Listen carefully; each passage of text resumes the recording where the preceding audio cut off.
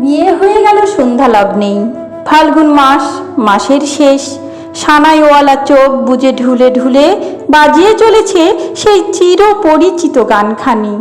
চোখের পানে বিঁধলে পরাণ, এখন প্রাণে বাঁচি না। সানাইয়ের রঙের সুর, আর বাতাসে ইতিমধ্যেই লেগেছে সুর উদাস চৈত্র বাউলের। যেন ঘরের কোণে সুখের শয্যায় ডাক পড়েছে রিক্ত মহানন্দ ঘর ছাড়া সন্ন্যাসীর। বিয়ে হলো শহরতলির আধা পল্লী এক জায়গায়। বিয়ে বাড়ির আলোর আর মানুষের ভিড়ে উদাস হাওয়া চলেছে গান করে আপন মনে। চোখের জলে হেসে হেসে মর্মরিত সে সুর বাড়িটার বকুলের বাতাসে, চাপা গাছের ঝাড়ে। সবাই খুব খুশি। সন্ধ্যা লগ্নেই বিয়ে শেষ। রাত্রি 9টার মধ্যেই খাওয়া দাওয়ার পালাও চুকে গেল একরকম। কলকাতার বরযাত্রীরা কলকাতার মানুষ। 20 মাইল দূর মফস্বল, যেন কত দুস্তর ব্যবধান। ট্রেন ধরতে পেরে সবাই খুশি। বর শুধু খবর পাঠিয়েছিল তার বন্ধু দীনেশ বরযাত্রী এসেছে, সে যেন আজ না যায়। বরকে নিয়ে আসা হয়েছে বাসর ঘরে। বর বেশ সুপুরুষ যুবক, নাম শিবেন। খুবই সপ্রতিভ আর সাবলীল। অসংকোচ কথা ও হাসিতে বাসর প্রায় একলাই তুলেছে মাতিয়ে। কইয়ে বলিয়ে বলে ইতিমধ্যে নাম করে ফেলেছে, একেবারে চোখে মুখে কথা। কলকাতায় প্লাইউডের ব্যবসা করে টাকা করেছে বিস্তর, যাকে বলে বড় লোক জামাই। সেজন্য চালে একটু মাত করে ফেলা অতি সপ্রতিভতা। কোণে আছে পাশে গাঁট ছড়া বাঁধা। মেয়েটিও একটু বাছাই, অর্থাৎ সুন্দরী।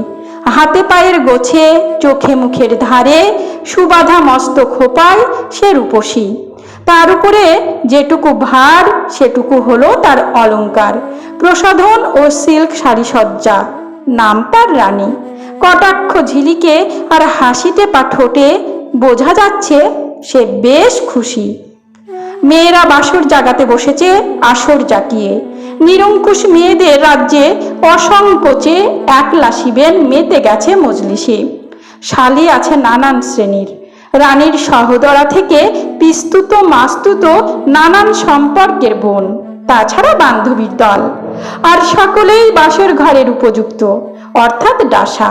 বয়সে কম বেশি ঢল খাওয়া দলে আছে বিবাহিতা শালি ও শালাজ বাহিনী। বয়সে ঢল হলেও চোখে মুখে কথাই কেউ কম নাই। এদের মধ্যে বিশেষ করে আছে বাণী, রানীর বিবাহিতা দিদি। সে আছে শিবেনের পাশে, শুধু বাসর জমাবার জন্যে নয়, বরকনের সামাজিক নিয়ম কানুনের পরিচালনও তার হাতে। একে নমস্কার কর, রূপর জাতিটা হাতছাড়া করো না ভাই শিবেন, কাজল লতাটা খোপায় গুজে রাখ রানী, এইসব বলছে মাঝে মাঝে। তাছাড়াও আছেন ছানি পড়া চোখ, রাত কানা রানীর বুড়ি দিদিমা। পাকা রসের বাড়াবাড়ির মুখে তিনি থেকে থেকে ছাড়ছেন সেকেলে কাঁচা রস। আর বাদবাকি বয়স্ক বয়স্কাদের এ আসরে প্রবেশ নিষেধ। জমেছে প্রথম থেকেই। প্রথমেই বাণী নিয়ে এলো এক মুখ ঢাকা থুরথুরি বুড়িকে। এক্সপার্ট শিবেন ভাই, ইনি তোমার আর এক দিদি শাশুড়ি, পেন্নাম করো। শিবেন এক মুহূর্তেই দিদি শাশুড়ির আপাদ মস্তক দেখে বলল, মাফ করবেন দিদি, 4 মুখ না দেখে পেন্নাম করতে পারবো না। কেন? শিবেন চোখ ঘুরিয়ে বলল, মানুষটা বুড়ি থুরথুরি হলেও পা দুখানি কেমন বাচ্চা বাচ্চা, আলতা পরা যেন। অমনি হাসির হুল্লোড়। দিদি শাশুড়ি লাফিয়ে উঠে ঘোমটা খুলল। দেখা গেল রানীর এক 14 বছরের বোন। ওমা, কি চোখ ভাই জামাইয়ের! আসল দিদিমা বললেন, দূর বোকা জামাই, ওই পায়েই তো খপ করে হাত দিতে হয়। ওমা, কি অসভ্য! অসভ্যতা কি না কে জানে। তবুও বাসর ঘরে চোখে চোখে হাসির ঝিলিক, ইশারা ইঙ্গিত ঢলে ঢলে গায়ে পড়াপড়ি। ঠাট্টা ও বিদ্রূপে ঘুরে ফিরে একটাই বিচিত্র সংকেতের উকিঝুঁকি। লক্ষ্য করলে এরই মধ্যে চোখে পড়ে কোনো চোখে চাপা বিদ্বেষ কিংবা বিস্বাদ। সে খুবই নগণ্য, আসলে বাসর জাগে যৌবনের আসরে। কেউ বলে, এই রানী চোখ তুলে দেখ। শিবেন বলে ঠোঁট টিপে, কার দিকে? আবার হাসি, কি মুখ ফোড়, অর্থাৎ জামাই একেবারে এক্সপার্ট। তারপরে গান, জামাইকে গাইতে হবে। সে মাথা নেড়ে একেবারে অস্বীকার করলো, আসলে তার হাত ইলেকট্রিক গিটারে খেলে ভালো। বাণী বলল, হেরে গেলে ভাই শিবেন, তবে শোনো এবার আমার বোনেদের গান। বলে সে একে একে ডাকতে লাগলো, আর একে একে এসে বসতে লাগলো হারমোনিয়ামের সামনে। সবাই যখন এলিয়ে পড়ল গান গেয়ে, তখন শেষ রাত্রে উস্তাদের মতো শিবেন টেনে নিল হারমোনিয়ামটা। গলা শুনে বোঝা গেল একেবারে আনাড়ি নয়। গজল সুরে গাইল। সবাই বলে উঠল, ইস কি মিথ্যুক লোক রে বাবা। অর্থাৎ জামাই গান জেনেও মিথ্যে বলছে। গায়িকারা একেবারে মুষড়ে না পড়লেও হেরে যাওয়ার পাল্লাটা যেন ভার হয়ে রইল তাদেরই দিকে। ঠোঁট বেঁকিয়ে হেসে বলল, এবার এক্সপার্ট শিবেন, আমাকে তো হলো অনেক টেস্ট, এবার আপনাদের হোক। বলে পকেট থেকে বার করলো মস্ত বড় চামড়ার পার্স। একখানি নতুন 10 টাকার নোট রাখলো সামনে। অন্য পকেট থেকে গোল্ড ফ্লেক্সের টিন বের করে একটি সিগারেট নিয়ে বলল, নিজের হাতে সিগারেট ধরিয়ে যে দিতে পারবে 3 টান, তাকে 10 টাকার নোট। কে পারেন? অমনি নারী বাহিনীতে হাসি উত্তাল, ঢেউ ঢলাঢুলি। কি চালাক, বাণী বলল ঠোঁট উল্টে। পারি নিয়ে ভেবেছ? তবে সিগারেটই যদি টানবো 10 টাকা কেন, ওটা ডবল হোক। তাই সই। শিবেন রাখলো আর একটা নোট। অপ্রস্তুত বাণী এবার হেসে উঠল খিলখিল করে। ঠাট্টা করেও ভদ্রলোকের মেয়ে একবার সিগারেট টানলেই যে তার ভ্রষ্ট দোষ হয়, এটাই সে জানে। তাছাড়া ঠোঁটে সিগারেট, মুখে ধোয়া, মা গো, বলল ওয়াক, ও আমি 100 টাকায়ও পারবো না ভাই। অনেকেই হেসে হেসে বলল, আমি পারি, আমি পারি, কিন্তু কেউ পারল না। যেন হয়তো পারত কেউ কেউ, শুধু নির্জনে দুজনের বাজি হলে। কিন্তু এত মেয়ের মধ্যে সভাস্থলে বসে তা কি পারা যায়? ছি, বলবে কি লোকে। কেবল অনেকের হাস্যদীপ্ত চোখে ছায়া জেগে রইল দুটি 10 টাকার নোটের, আর নোটে ছাপা সিংহের হিংস্র দাঁত ভ্যাংচাতে লাগলো তার চেয়ে কড়া হাসিতে। জয়ের উল্লাসে যেন এই হাসিটি তীব্র ঠাট্টায় জ্বলতে লাগলো শিবেনের ঠোঁটে। ওদিকে সানাই ওয়ালাটি খেপে গেছে। চোখের বানে বিধলে পরাণে বাসরের দক্ষিণ জানালায় দীর্ঘশ্বাস ঝরে বকুলের বাতাসে। শিবেন বলল, পারলে না কেউ? এদিকে জিজ্ঞেস করে দেখুন, বলে ইশারায় দেখিয়ে দিল বায়ে কনে রানীকে। একজন বলল, কিলো রানী। রানী লজ্জায় হারিয়ে গেল সিল্কের শাড়িতে। হঠাৎ একজন বলল, আমি পারি। সবাই ফিরে তাকালো সেদিকে। রানীর পিস্তুত বোন মায়া। চোখে মুখে নেই এমন কিছু বাসরের চাকচিক্য, বরং রুক্ষ চুলগুলি বাতাসে মুখে এসে পড়েছে।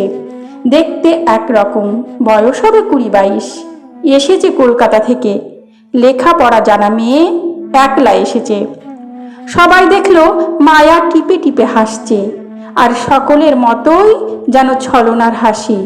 হেসে উড়িয়ে দিল সবাই। শিবেন বলল, সত্যি? মায়া বলল, মিথ্যে বুঝি? ভেবেছেন হেরে যাব সবাই? দিন সিগারেট আর দেশলাই। সবাই হেসে উঠল খিলখিল করে। সবচেয়ে উচ্চকণ্ঠ বাণীর। তবু যেন হাসিটা টাকলের একটু লাগাম ধরা। একটু চমকে চমকে উঠছে সকলের ভ্রু। পর মুহূর্তেই ফস করে জ্বলল দেশলাইয়ের কাঠি। দেখা গেল মায়ার ঠোঁটে সিগারেট। ধরিয়ে 2 আঙ্গুলে ধরে গুনে গুনে টান দিল 3টি, যেন কত এক্সপার্ট।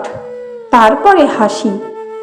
আশা ছিল হেসে উঠবে সকলে, কিন্তু মায়ার ঠোঁটের ফাঁকের ধোঁয়া যেন চেপে প্রসঙ্গ সকলের মুখে। কি যেন ঘটে গেল, বন্ধ হলো হাসি। সকলের চোখে চোখে কি বিনিময় হলো নিঃশব্দে। চাপা বিদ্বেষ ও ঘৃণা দেখা দিল চোখ ও ঠোঁটের কোণে। আসরটি হয়ে উঠল অ্যাসিডের গন্ধ পাওয়া সাপের মতো থমকানো, সন্দিগ্ধ। শিবেনের ডগলাসি গোফের ফাঁকে দেখা দিল মাছের গন্ধ পাওয়া অভিজ্ঞ চতুর বেড়ালের হাসি। মায়ার দিকে ফেরানো তার একটি চোখ একটু ছোট হয়ে এলো। ভাবখানা চিনেছি বলে উঠল, গুড, একে বলে স্পোর্টিং স্পিরিট, আমার খুব ভালো লাগে বলে নোট 2খানি তুলে দিল মায়ার হাতে। দেওয়ার সময় একটু যেন আঙ্গুলের চাপ লেগে গেল মায়ার হাতে। মনে মনে চমকে থতিয়ে গেল মায়া, তবু মুখে হাসলো ফিক ফিক করে। আর সবাই হাসবার চেষ্টা করলো, কিন্তু একেবারে খাপ ছাড়া হাসি। কোথায় ভাঙন ধরে গেছে। প্রথমে একেবারে নির্বাক হলো বাণী। সে হঠাৎ বলল, আসছি ভাই শিবেন, বলে সে বেরিয়ে গেল। তারপর একে একে বিদায় নিতে লাগলো সবাই, জমাটি আসর ভেঙে। সকলের দৃষ্টি মায়ার মুখের কাঁথায় ছুঁচের ফোড় দিয়ে গেল। মায়াও উঠল, হাসলো তেমনি শিবেনের মুখের দিকে চেয়ে। এর মধ্যেই যেন বসে গেছে চোখের কোণ, একটু ত্রাস, সামান্য বিষণ্ণতা। গোপ বাকিয়ে একটু ঢুলু ঢুলু চোখে যেন একটু অর্থপূর্ণ হেসে ঘাড় নাড়ল শিবেন। জিজ্ঞেস করল, বাড়িটা কোথায়? কলকাতায়। মায়া বলল, 3/12 ভবানী পাঠক লেনে। কিন্তু বিদ্বেষে চোখ জ্বলছে কনে রানীর। দিদিমা বললেন ফিসফিস করে, সুবর্ণ বিধবা হয়ে মেয়েটার মাথা চিবিয়ে খেয়েছে। সুবর্ণ মায়ার মায়ের নাম। এতক্ষণে সানাই ওয়ালাটার তৈরি গেল দম্ভরা হৃৎপিণ্ডে অবসাদ এসেছে। সুরটা যেন কেমন এখন, চোখের জলে কেঁদে কেঁদে তোমারই পথ চাহি গো সুরে বাজছে। বাসরের ঘরে আসর ভেঙেছে বটে। উৎসবের শেষে ভোজ ভাঙ্গা এটো কাটার হাটে বসেছে আর একটি আসর।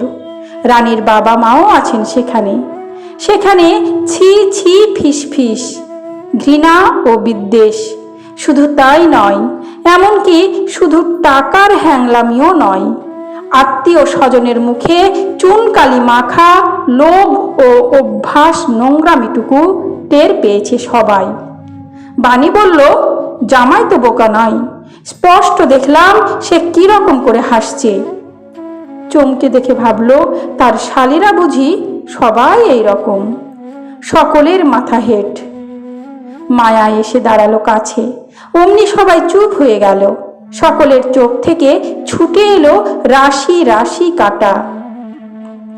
মায়া যেন এসব দেখেও দেখল না, টাকা কোথাও তুলল না। একবার হেসে, মুখে ছড়ানো রুক্ষ চূর্ণ চুল সরিয়ে হেসে জিজ্ঞেস করলো, রানীর মা সুখদাকে, মামিমা বড্ড ঘুম পেয়েছে, কোথায় শোবো?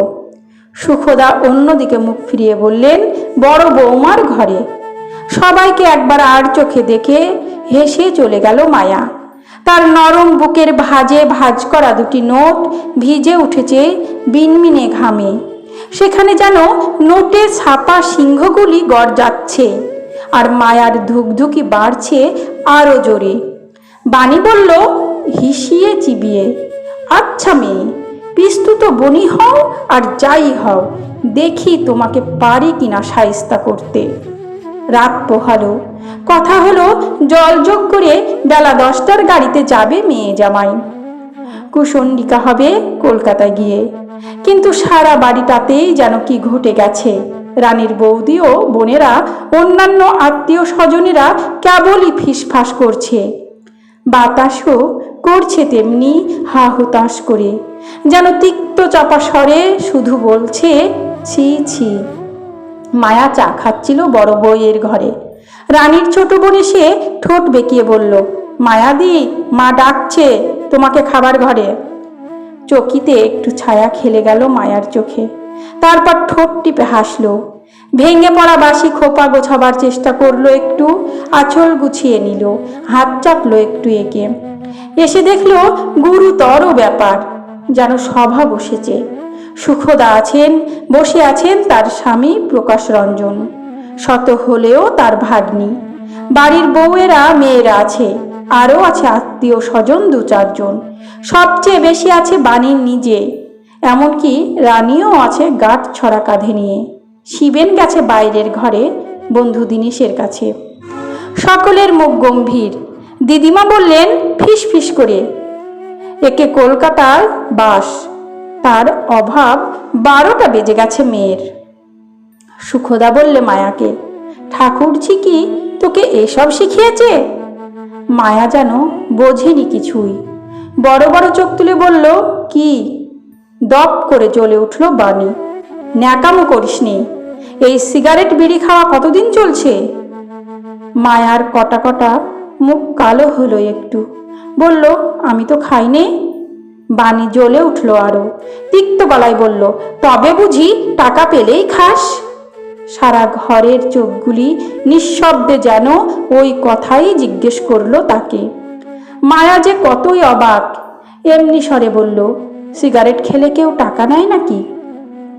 কে যেন বলে উঠল, কি পাজি। মায়া আবার বলল, ও তো জামাইবাবুর সঙ্গে বাজি হয়েছে তাই। সবার প্রতিনিধি নেত্রী বাণী ফুঁসে এলো শিখার মতো, ও সব জানি, কারা বাজি লড়ে সিগারেট ফোকে তাও জানি, কিন্তু এ বাড়িতে ও সব চলবে না। যা, টাকা ফিরিয়ে দিয়ে আয় শিবেনকে। মায়ার মনে হলো বুকের মধ্যে সিংহগুলি আঁচড়া আঁচড়ি করছে। বলল, টাকা তো আমাকে জামাইবাবু দিয়েছেন। আরও জোরে ঝেঁকে উঠল বাণী, অত আর জামাইবাবুর সোহাগ দেখাতে হবে না, দিয়ে আসতে হবে টাকা। নিঃশব্দে ক্রুদ্ধ চোখে সমস্ত ঘরটাই সাই দিল বাণীর কথায়। এমনকি রানীও মনে মনে বলল, শয়তান কোথাকার। মায়া বলল শান্ত ঝিম ধরা অথচ পরিষ্কার গলায়, কেন টাকা দিতে যাব বাণীদি? রাগে ও ঘৃণায় রুদ্ধশ্বাস সমস্ত ঘরটা। বাণী যেন মারতে এলো। ওসব জানিনি, ওসব করে টাকা নেওয়ার ঢের জায়গা আছে, এখানে চলবে না। মায়া বলল আরো পরিষ্কার গলায়, দিতে হয় তোমরা দিয়ে এসো, আমি নিজে পারবো না। বলে সে দাঁড়িয়ে রইল এক মুহূর্ত। সারা ঘরটা অসহ্য রাগ ও ঘৃণায় নির্বাক। আরো আশ্চর্য, টাকাটা কিন্তু বের করল না মায়া কিছুতেই। ভেঙে পড়া খোপাটা দেখিয়ে চলে গেল বাইরে। সুখদা তিক্ত গলায় বললেন স্বামীকে, কি ভাগ্নি তোমার? 2 কলম লিখে একটু বোনকে জানিয়ে দাও। তাই ঠিক হলো, অন্তত বাড়িতে গিয়ে যাতে মায়ের কাছে ধরা পড়ে যায় মায়া। তবুও জ্বলতে লাগলো সারা ঘরটি। ওদিকে আবার তারা আছে মেয়ে জামাই বিদায়ের, আর এই সময়ে বাইরের ঘরে জমে গেছে শিবেন আর দিনেশ। দিনেশ চোখ বড় করে বলল, মাইরি। শিবেন বলল, মাইরি। এমন ফকলে মিনার্ভা কাপের মিস ক্যাথিকেও বলে ওদিক থাক। শিবেন মুখুজ্জের চোখকে অত সহজে ফাঁকি দেওয়া যায় না, মুখ দেখেই বুঝেছি। চট করে মেরে নিলে 20 টাকা। ঠিকানা নিয়ে নিয়েছি। দিনেশ বলল, সত্যি? গুড বয়, কাজ সেরেই রেখেছিস। তবে শিবেন বলল, ব্যবসা করি প্লাইউডের, কাঠ যতই পাতলা হোক ব্রেন ঠিক ভারী আছে বাবা। 2 বন্ধু হাসলো চোখে চোখে চেয়ে। তারপর যাওয়ার সময় এলো ঘনিয়ে। সকলের ব্যস্ততার ফাঁকে সুখদা ও প্রকাশ রঞ্জনকে প্রণাম সেরে নিল মায়া। হাতে ছোট একটি পুটুলি। কেউ কিছু জিজ্ঞেস করলো না, বললও না থাকতে।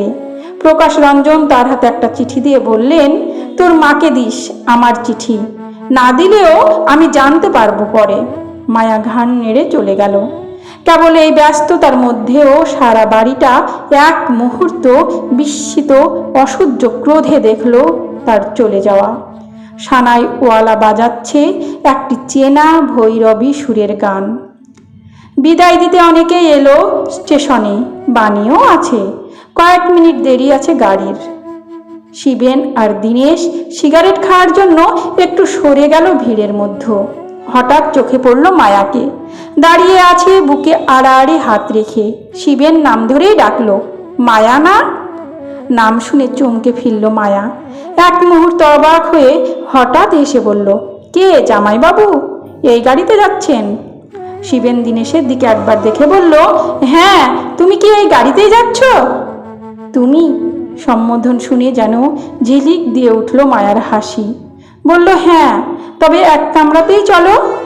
কোন ক্লাসের টিকিট আপনাদের? সেকেন্ড। তোমার থার্ড। তা হোক না, চার্জ দিয়ে দেব, চলো চলো। হাত না ধরেও যেন তাকে হাত ধরে টেনে নিয়ে এলো শিবেন। তার শিকারী জীবনের অভিজ্ঞতা বোধ হয় একবার মনে করল না নতুন বউ রানীর কথা, আর সকলের চোখে দেখা দিল এক অশুভ সংকেত। বাণী বলে দিল রানীর কানে কানে, সাবধান, ডাইনি পিছু নিয়েছে। গাড়ি এলো, সঙ্গে গেল রানীর ছোট্ট বোন, আর ছিলেন পিতৃহীন শিবেনের বরকর্তা মেসোমশাই। বাণী যেন তাকেও চোখ দিয়ে বলতে চাইল, সাবধান। লোকাল ট্রেন চলল ধিকিয়ে ধিকিয়ে। মায়া বসেছে রানীর পাশে, কিন্তু অন্যদিকে মুখ ঘুরিয়ে বসে আছে রানী, রাগে, ঘৃণায় ও অভিমানে। নতুন বইয়ের চোখে আসছে জল। বাপ মাকে ছেড়ে আসার কান্নাটা চাপা পড়ে গেল। শিবেন আর দীনেশ রয়েছে পাশাপাশি, মায়াদের মুখোমুখি। মেসোমশাই বসেছেন একটু দূরে। এমনিতেই তিনি কিঞ্চিত কৃপা প্রার্থী শিবেনের কাছে। ওরই পয়সায় কেনা নতুন জামা কাপড় পরে সেজে এসেছেন বরকর্তা, ভয়ও করেন কিছু কিছু। দীনেশকে মায়ার সঙ্গে পরিচয় করিয়ে দিল শিবেন। তারপর বলল, না বলেই চলে এসেছিলে যে তুমি? মায়া বলল, ভেবেছিলাম গাড়ি ধরতে পারবো না। শিবেনের গোফের ফাঁকে হাসিটুকু যেন চাপতে পারছে না নিজেকে। আড়ে আড়ে দেখছে রানীকে। ভগ্নিপতির চেয়েও একটু বেশি রসগোল্লায় ঢেলে বউ ভাতের বিশেষ নিমন্ত্রণ জানালো মায়াকে। তারপর বলল, আজই চলো না। মায়া হেসে ঘাড় নাড়ল নীরবে। একটু যেন বিদ্রুপের সুরেই বলল শিবেন, কেউ বুঝি ভাববে? ঠোঁট টিপে হেসে ঘাড় নেড়ে সাই দিল মায়া। কথা শেষ হতে চায় না শিবেনের। দীনেশ শুধু চেয়ে আছে খানিকটা নির্লজ্জের মতো। একবার মায়া কথা বলতে গেলে রানীর সঙ্গে, কিন্তু সেখানে সিল্কের শাড়ি যেন কোচকানো পাথর হয়ে গেছে, কথা নেই। মুখও ফেরালো না। গলার কাছে যেটা ঠেকেছিল রানীর, সেটা গলে পড়েছে চোখ দিয়ে। আর মায়ার বুকের মধ্যে আঁচড়াচ্ছে শোনিত নখে সেই জানোয়ারগুলি। এক শিয়ালদহ স্টেশন। শিবেন মায়াকে বলল, একটু আড়ালের ফাঁকে, তোমাদের বাড়ি যাব শিগগিরই। তারপর ট্যাক্সি ডাকা। বিদায় নিল মায়া। শিবেন আর দীনেশ সেদিকে দেখে মুখোমুখি ফিরল দুজনে। ভবানী পাঠক লেনে সন্ধ্যা নামো নামো, একটি বন্ধ কানাগলি। ফাল্গুনের শেষ বাতাস এখানে ভুলে ঢোকে কখনো কখনো, ঢোকে রোষে দিশেহারা হয়ে। মায়া এলো এই সময়ে। 3/12 বাড়িটা একেবারে শেষে। একতলার দক্ষিণ চাপা ঘরটা মায়াদের। লাইটের কানেকশন নেই। হ্যারিকেন জেলে পড়তে বসেছে 14, 12, 10, 8 বয়সের 4টি ছেলে মেয়ে। মায়ার ছোট ছোট ভাই বোন। তার বড় 18 বছরের ভাইটি নিশ্চয় গিয়েছে টিউশনিতে। মায়া বড় সকলের। এক কোণে বিছানায় শুয়ে আছেন অসুস্থ মা সুবর্ণ। স্বামী মারা গেছেন 4 বছর। সব কিছুর সঙ্গে এখনো সেই শোকটুকু চেপে আছে বুকে। লাফিয়ে উঠল ভাই বোনেরা, মা, দিদি এসেছে, বিয়েতে খুব খেয়েছিস না? মায়া হাসল একটু। সুবর্ণ পাশ ফিরলেন আস্তে আস্তে, বললেন, মায়া এলি? হ্যাঁ মা। কি এনেছিস দিদি অতগুলি? দেখাচ্ছি, বস আগে। সুবর্ণ বললেন, দুপুরে ফিরবি বলেছিলি। মায়া বলল, ফিরতাম, কিন্তু সীতাদির জামা কাপড়গুলি ছেড়ে দিয়ে একেবারে নিজেরটা পরে এলাম মা। তাছাড়া একটু ঘুরে এসেছি। বিয়ে হলো ভালো মতো। বর কেমন? সবই ভালো মা। আমার কথা কিছু বললো দাদা বৌদি? হ্যাঁ, দুঃখ করলো অনেক। নিঃশ্বাস ঝরল সুবর্ণের। তারপর মায়ার দিকে ফিরে মনটা চমকালো একটু। উৎকণ্ঠিত হয়ে বললেন, তোকে অত শুকনো দেখাচ্ছে কেন রে মায়া? হাতে ওগুলো কি? মায়া হারিকেনটা সামনে এনে মায়ের কাছে বোঝা মুক্ত করলো। বলল, তোমার সেই 8 টাকা দামের ওষুধটা এনেছি মা। উদ্বেগ ভরা গলায় জিজ্ঞেস করলেন সুবর্ণ, কোত্থেকে রে? মায়া নিঃশব্দে হেসে বলল, বলছি। আর হেনা, মিনু, নন্টি, বীরুর জন্য 4টে জামা। অমনি 4 জনে ছো মেরে তুলে নিল জামা। সুবর্ণ তেমনি ব্যাকুল গলায় বললেন, কোথায় পেলি টাকা? মায়া হেসে বলল, বলছি গো, বলে প্রকাশ রঞ্জনের চিঠিটা দিল সুবর্ণকে। তোমাকে চিঠি দিয়েছেন মামা। সুবর্ণ রুগ্ন চোখে ভ্রু কুঁচকে পড়লেন চিঠি, বেশ বড় চিঠি। তারপর অনেকক্ষণ চোখ বুজে পড়ে রইলেন চিঠিখানা বুকে নিয়ে। মায়া নিঃশব্দে বসে রইল মায়ের কাছে। ছোট ছোট ভাই বোনেরা তখন জামা দেখতে ভালো মন্দের বিচারে মগ্ন। আচমকা নিঃশ্বাস ফেলে বললেন সুবর্ণ, সিগারেট কি খেয়েছিস আর কখনো? মায়া বলল, না মা। সুবর্ণ চোখ খুলে বললেন, কষ্ট হয়নি? মায়া কথা বলল না। সুবর্ণ ডাকলেন, মায়া। মায়া বলল, হ্যাঁ মা, বড় বিচ্ছিরি গন্ধ, সহ্য করতে পারিনি, রাত্রে বমি হয়ে গেছিল। সুবর্ণ বললেন, তবুও আর কিছু বলতে পারলেন না। রুগ্ন হাত দিয়ে কাছে টানলেন মায়াকে। মায়ার জল ভরা চোখ দুটি আঁচল দিয়ে মুছিয়ে বললেন রুদ্ধ গলায়, কাঁদিস নে। জোয়ারের ভরা গঙ্গার মতো নিঃশব্দ হয়ে রইল দুজনে। গল্প ঠাট্টা, কলমে সমরেশ বসু, কণ্ঠে আমি রোজি।